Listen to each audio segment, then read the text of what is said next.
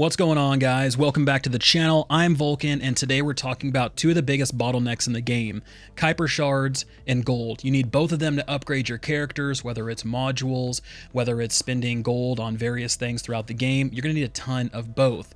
Now, the most recent patch did nerf some of the farming spots that we know and love. We'll talk about some of the better ones that we have these days, as well as how those top farming spots were performing after the patch. Now, these are aimed at both groups and solo players on both normal and hard. So if you fall in any of those categories, this video will be sure to help you out. But before we get to that, let's hear from a quick word from today's sponsor. Today's video sponsor is NVIDIA. So NVIDIA and the First Descendant have worked together to bring all of NVIDIA's really cool technology to the game to make it look both visually stunning, but also work very well in terms of performance. Now, a lot of that is thanks in part to their AI integrations in two key features. You have DLSS 3.5 with ray reconstruction. This is going to enhance all of the visuals in the game for GeForce RTX GPUs by using AI to generate additional pixels. Then we also have frame generation that massively accelerates performance by using AI to generate more frames while maintaining great responsiveness with NVIDIA Reflex. So let me show you how to turn these things on if you have a GeForce RTX GPU. The first thing you want to do is head into Options and then turn on Ray Tracing. You can set it to anything but off. Once Ray Tracing is turned on, then you want to go down and make sure additional options are set to NVIDIA. And then you want to change DLSS to anything in here. This can be quality, balanced, or performance. Underneath that, we have our frame generation and our ray reconstruction. These are both those AI tools that are going to make the game look visually stunning and play incredibly well. So if you want to take advantage of all these awesome features and have the First Descendant play and look as best as it possibly can, then pick up an NVIDIA GeForce RTX 40 series GPU today. Okay, now that we're back, we're going to talk about the most effective farms first and then the least effective farms last. So the devs did come down with a nerf hammer when it comes to all of the different farming spots that we had previously. Now, the biggest one that got hit obviously was the Valby run. This was a phenomenal outpost farm. It had tons and tons of output when it came to Kuiper shards, when it came to gold, and it was head and shoulders above everything else. So devs, naturally, they did nerf it. They brought it in line with everything. It isn't completely dead. It's just much less effective than it was before.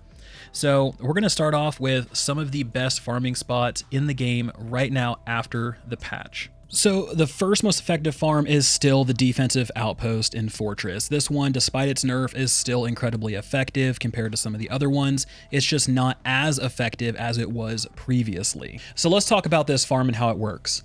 So this is an outpost farm. What you're going to do is you're going to play the outpost as you normally would. You're going to destroy all of the different generators around the outpost, and then once the boss spawns, you will not do any damage to the boss, and you'll begin just running a circle around the outside of the outpost.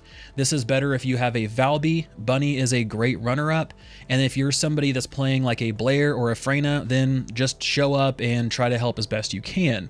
So post-nerf, the defensive line outpost in Fortress did take a pretty significant hit when it came to Kuiper and gold farming. Before, it was, the Valby run was phenomenal. It was so much better, heads and shoulders above everything else, but now it's really kind of in line with some of the other ones.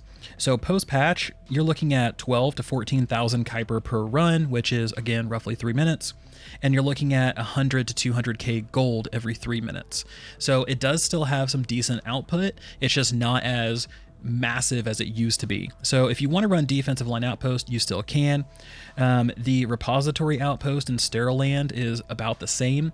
There's a little bit different, I would say up or down, plus or minus, but for the most part, you're looking at the same experience.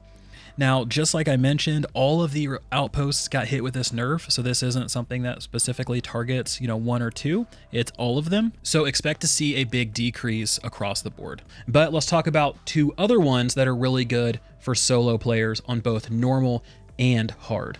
The first one is a classic. It's out in the Sterile Land in the Rockfall zone, and it is this mission here, the anticipated ambush point.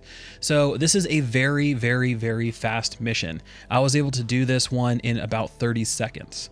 And every 30-second run, I was getting approximately 2,000 to 4,000 Kuiper, and I was clocking roughly 35 to 50k gold per 30-second run.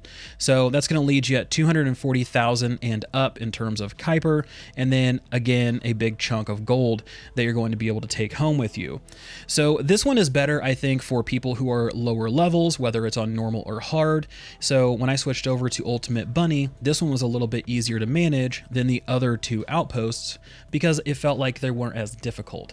I was able to go in, do what I wanted to do, and still farm and be effective. So that's the ambush point in Rockfall. Let's talk about the next one, which is still in Sterilland, over in the repository again, and it's this mission called Kuiper Mine. So Kuiper Mine is a mission where you need to go and dismantle all of the Kuiper that sort of flies out to the zone. There are those little blue circles. You have to stand in them for 15 seconds, and then it'll break the Kuiper. So the point here is you're not going to touch that Kuiper at all. Instead, you're purely going to farm the infinite spawns of enemies for the full 5-minute duration of the mission. This one has been somewhat effective. I'm not going to say it's the best farm in the world. Again, it's really good if you're by yourself on normal and you just need some Kuiper. But we were looking at roughly 12,000 to 15,000 per run at 144,000 per hour, which if you look back at some of the other ones, that really kind of pales in comparison and it's not as effective. So an alternative to the anticipated ambush point is the abandoned refinery unit out in Echo Swamp. So this is another one that if you can get it done very quickly, then you're going to be looking at a decent Kuiper and gold farm. Now for me, anticipated ambush point was a little bit better. It was a little bit tighter of a loop and I was able to clear it much more quickly. This one, there's a little bit more terrain. You have to kind of go up and then down. So there's a little bit more complexity when it comes to the movement of it, but the output is just about the same. So you are looking roughly at 2,000 to 5,000 Kuiper per run. Again, if you can do it in 30 seconds. If you cannot do it that fast, then just go to the anticipated ambush point. You're looking roughly at 4.2 million gold per hour, 240,000 Kuiper per hour. I also got 1 code breaker, 2 precision code breakers, and 1 ultra precision code breaker in about a 10-minute run. So there are those as well. So for me, it's really just kind of pick which one that best fits you. So those are all of the Kuiper farms. Let's talk about the best experience farm. So the best experience farm is going to be the Bunny Cave. It's going to be in Fortress. You're going to go to the Fallen Ark tactical transporter, and then you're going to go to this void fragment here. This is just a cave. There are lots of players in here. There are bunnies, there are other players, and essentially you just farm this void fragment over and over again. You're going to get lots of experience. We're talking 1 to 40 within an hour to 2 hours, depending on who's there. You're also going to get a bunch of monomer void shards, inorganic void shards, and quantum crystals. And the drops here are just about the same: overwhelming defense, magazine compulsive, reload focus. So if you need any of those, then you can grab those as well. But this one is phenomenal. So from an XP perspective, this is the best one in the game right now. So if you need to level something up, whether it's a character or a weapon, go here. So these are the best farms in the game right now after the most recent patch. If you have another one, be sure to drop it in the comment section below, but I'll have another video talking about some of the better farms for the catalysts as well as the energy activators. So let me know what you guys want to see in the future. As always, thank you guys so much for watching. This has been Vulkan, and I'll talk to you next time.